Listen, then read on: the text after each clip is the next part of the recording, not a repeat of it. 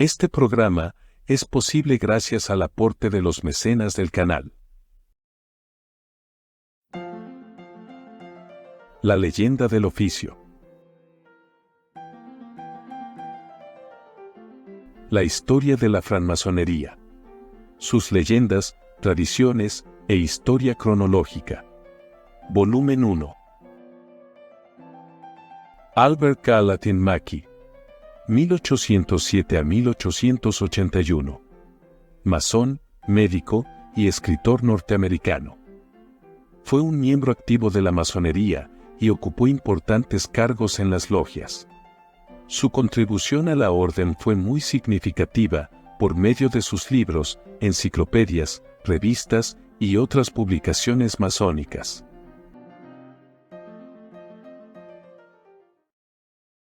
Si te gusta este video, dale like y suscríbete al canal para que puedas seguir creciendo.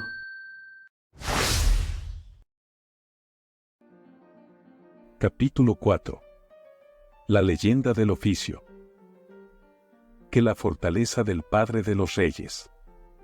Nota.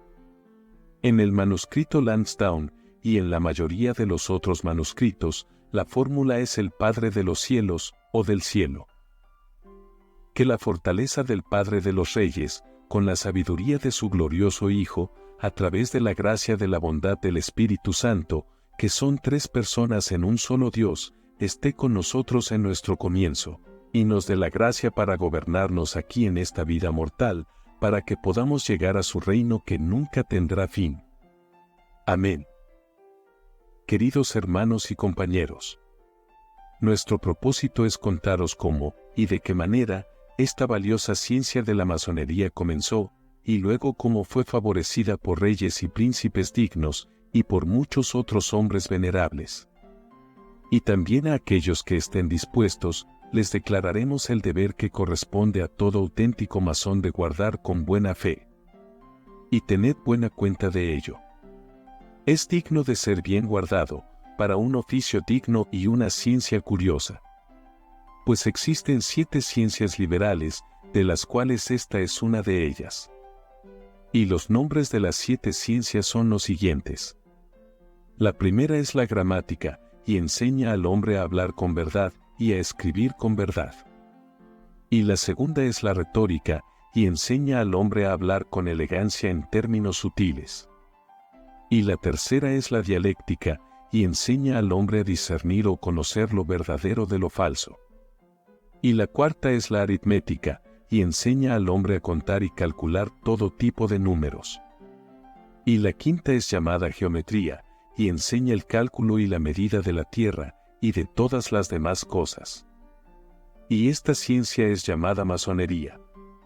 Y la sexta ciencia es llamada música, y enseña al hombre sobre el canto y la voz, sobre la lengua y el órgano, el arpa y la trompeta.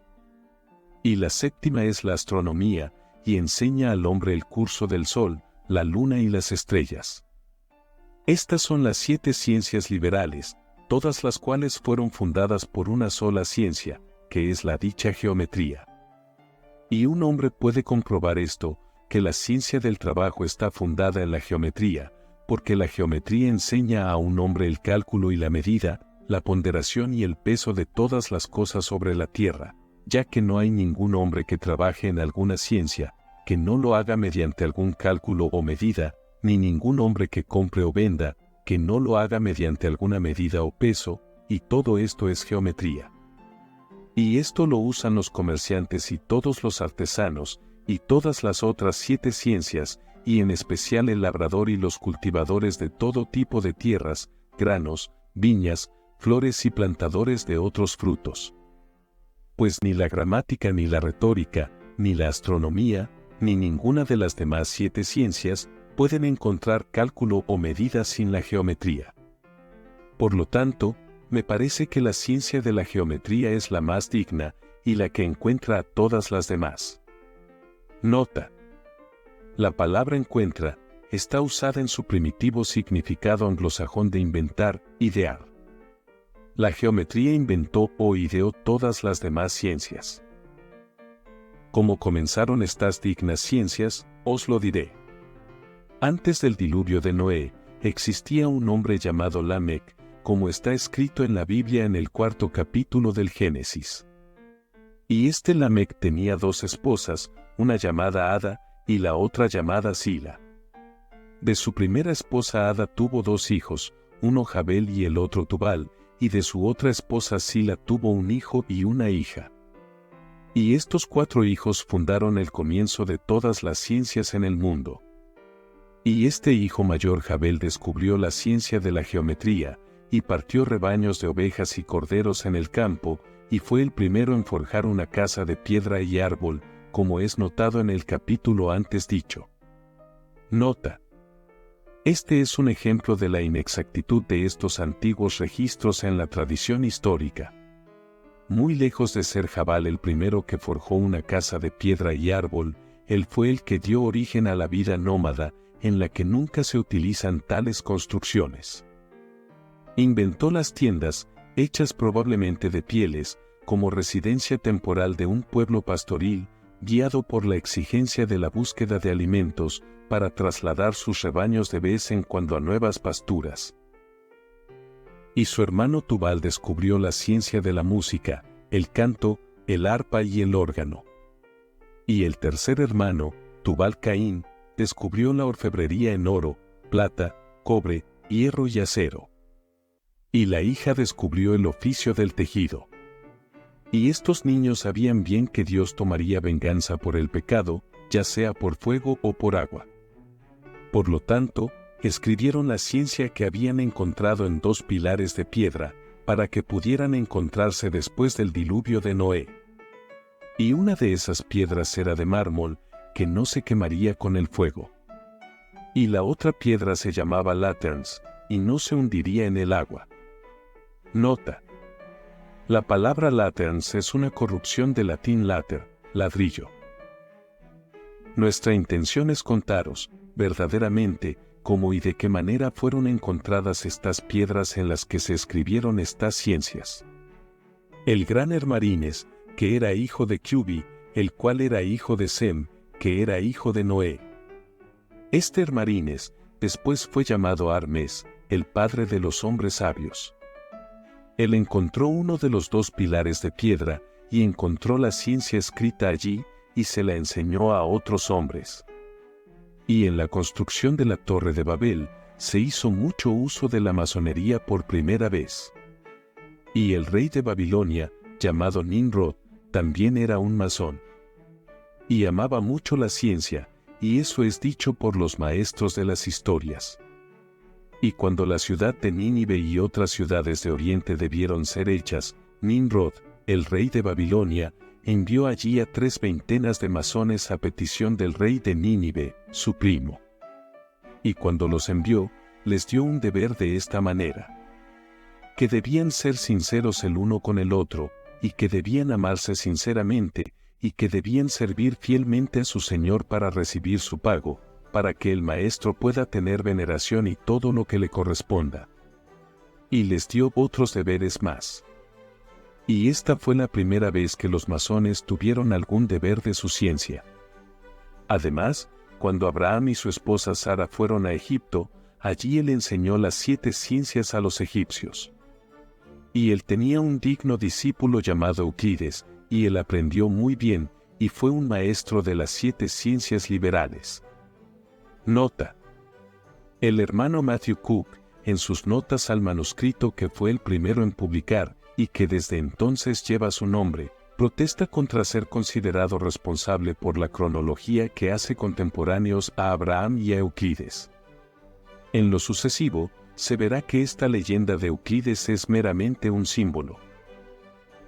Y en sus días, ocurrió que el Señor y los estados del reino tenían demasiados hijos, que habían engendrado algunos con sus esposas, y otros con otras mujeres del reino, pues esa tierra es una tierra caliente y abundante en generación. Y no podían encontrar un sustento adecuado para sus hijos, por lo que se preocuparon mucho, y entonces el rey de la tierra hizo un gran consejo y un parlamento, para saber cómo podrían encontrar a sus hijos honestamente como caballeros, y no pudieron encontrar ninguna manera buena. Y entonces clamaron por todo el reino, si había algún hombre que les informase, que viniese a ellos, y que fuese tan bien recompensado por su trabajo, que lo tuviese por complacido. Después de que se hizo esta proclama, vino entonces este digno clérigo Euclides, y dijo al rey y a todos sus grandes señores: si me entregan a vuestros hijos para guiarlos, y enseñarles una de las 7 ciencias, con la cual puedan vivir honestamente como corresponde a los caballeros, bajo una condición, que me otorguen a mí y a ellos una comisión, que me dé el poder para gobernarlos de acuerdo con la manera en que la ciencia debe ser gobernada. Y el rey y todo su consejo, se la concedieron y sellaron su comisión. Y entonces este digno doctor tomó a los hijos de estos señores, y les enseñó la ciencia de la geometría en la práctica, para trabajar en piedra todo tipo de obras valiosas que pertenecen a la construcción de iglesias, templos, castillos, torres y mansiones, y todo otro tipo de edificios. Y les otorgó un deber de la siguiente manera. El primero era que debían ser fieles al rey, y al Señor a quien debían. Y que debían amarse mutuamente y ser fieles el uno al otro. Y que debían llamarse compañeros o hermanos entre sí, y no siervos ni bribones, ni ningún otro nombre soez.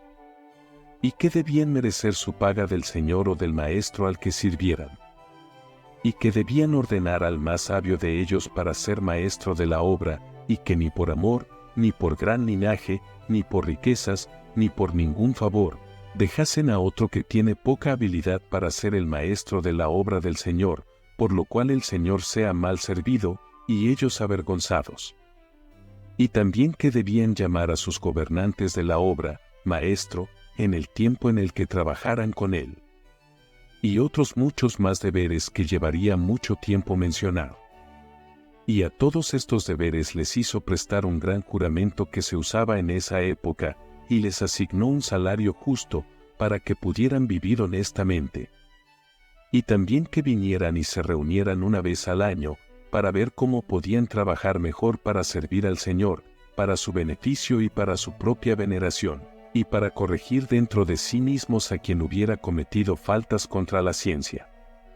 Y así fue como se fundó la ciencia allí, y que ese digno señor Euclides le dio el nombre de geometría. Y ahora es llamada masonería en toda esta tierra. Después de mucho tiempo, cuando los hijos de Israel estaban llegando a la tierra prometida, que ahora es llamada entre nosotros el país de Jerusalén, el rey David comenzó el templo que denominaron Templum Deni, y que es llamado con nosotros el templo de Jerusalén.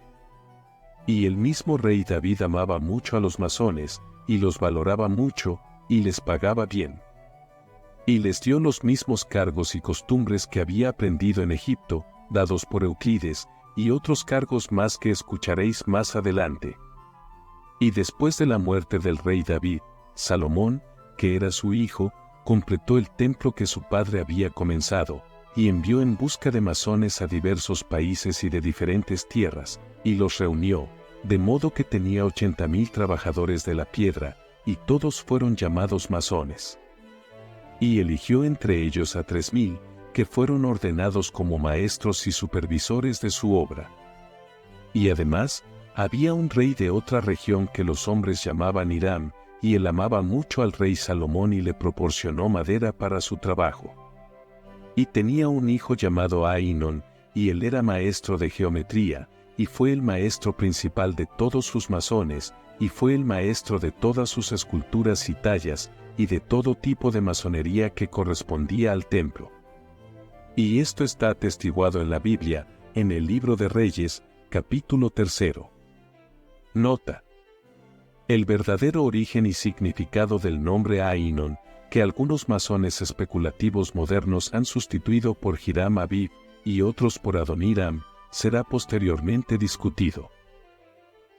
Y Salomón confirmó tanto los deberes como las costumbres que su padre había dado a los masones. Y así fue como esa digna ciencia de la masonería se consolidó en el país de Jerusalén y en muchos otros reinos.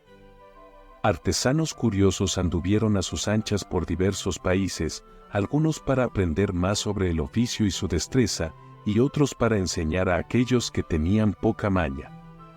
Y así sucedió que hubo un curioso masón llamado Maximus Grecus. Nota: este nombre ha sido un enigma esfingiano que muchos edipos masónicos no han podido resolver. Volveré sobre ello posteriormente. Maximus Grecus había participado en la construcción del Templo de Salomón, y él llegó a Francia, y enseñó allí la ciencia de la masonería a los hombres de Francia. Y había uno de la línea real de Francia llamado Carlos Martel.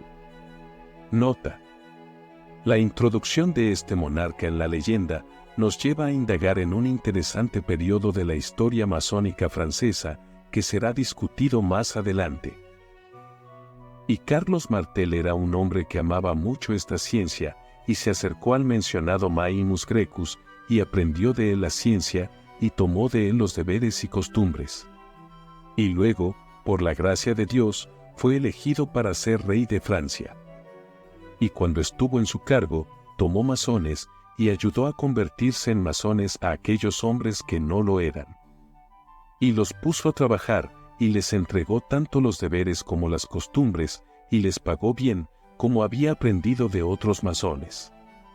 Y les confirmó una carta de año en año, para celebrar sus asambleas cuando quisieran, y los apreció mucho. Y así llegó esta ciencia a Francia. Inglaterra, durante todo este tiempo, se mantuvo vacía en cuanto a cualquier deber de masonería, hasta el tiempo de San Albano. Nota: San Albano, el protomártir de Inglaterra.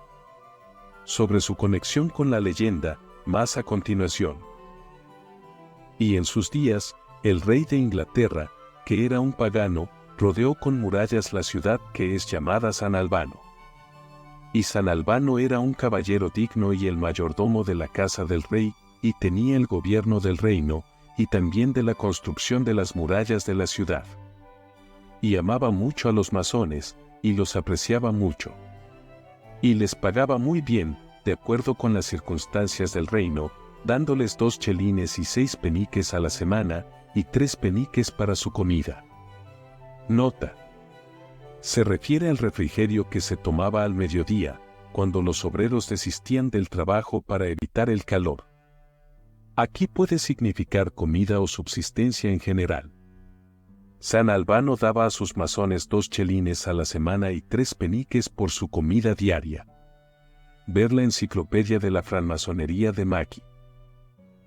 Y antes de esa época, en toda esta tierra, un masón ganaba solo 1 penique al día y su comida, hasta que San Albano lo mejoró, y les otorgó una carta del rey y su consejo para celebrar un consejo general, y le dio el nombre de asamblea.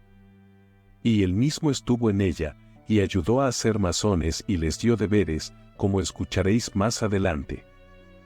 Poco después de la muerte de San Albano, hubo diversas guerras en el reino de Inglaterra con diversas naciones, de modo que el buen gobierno de la masonería fue destruido hasta el tiempo de los días del rey Atelstan, que fue un digno rey de Inglaterra y trajo a esta tierra tranquilidad y paz. Y construyó muchas grandes obras como abadías y torres, y muchos otros edificios diversos. Y amaba mucho a los masones. Y tenía un hijo llamado Edwin, y él amaba a los masones mucho más que su padre. Y él era un gran practicante de la geometría, y le atraía mucho hablar y comulgar con masones, y aprender de ellos la ciencia. Y, posteriormente, por el amor que le tenía a los masones, y a la ciencia, fue hecho masón, y obtuvo de su padre el rey, una carta y una comisión para tener una asamblea una vez al año, en cualquier lugar del reino de Inglaterra, y corregir las faltas y transgresiones cometidas en la ciencia. Y tuvo él mismo una asamblea en York. Nota: esta parte de la leyenda que se refiere al príncipe Edwin y a la asamblea en York, es tan importante que requiere y recibirá un futuro examen exhaustivo. Y en esta asamblea él hizo masones, y les dio deberes, y les enseñó las costumbres, y ordenó que se mantuviera esta regla de ahí en adelante, y tomó la carta y la comisión para protegerla, y ordenó que fuera renovada de rey a rey. Y cuando la asamblea fue reunida, hizo un llamado para que todos los viejos masones y los jóvenes, que tenían algún escrito o entendimiento de los deberes y las costumbres que se habían hecho anteriormente en esta tierra, o en cualquier otra, que debían presentarlos. Y cuando fue aprobado, se encontraron algunos en francés, y algunos en griego, y algunos en inglés, y algunos en otros idiomas. Y el propósito de todos ellos fue encontrado. Y él hizo un libro de ello, y de cómo la ciencia fue fundada. Y él mismo pidió y ordenó que debía ser leído o dicho, cuando un masón fuera hecho para entregarle su deber.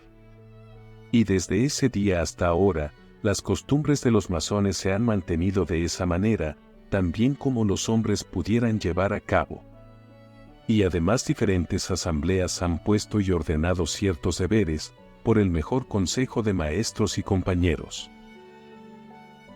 Luego siguen los deberes que se dice que han sido promulgados en York, y en otras asambleas generales, pero que no constituyen propiamente parte de la leyenda, al menos de ninguna parte relacionada con los detalles legendarios del surgimiento y progreso de la institución. La leyenda termina con el relato de la celebración de una asamblea en York, y otras posteriores, con el propósito de promulgar leyes para el gobierno de la orden.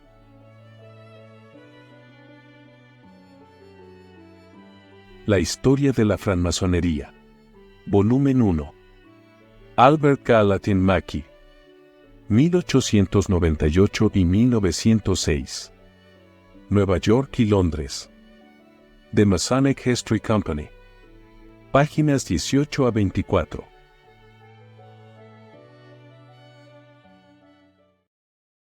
Si te gustó el video, dale like, suscríbete al canal y activa todas las notificaciones para que puedas seguir descubriendo los secretos de la masonería.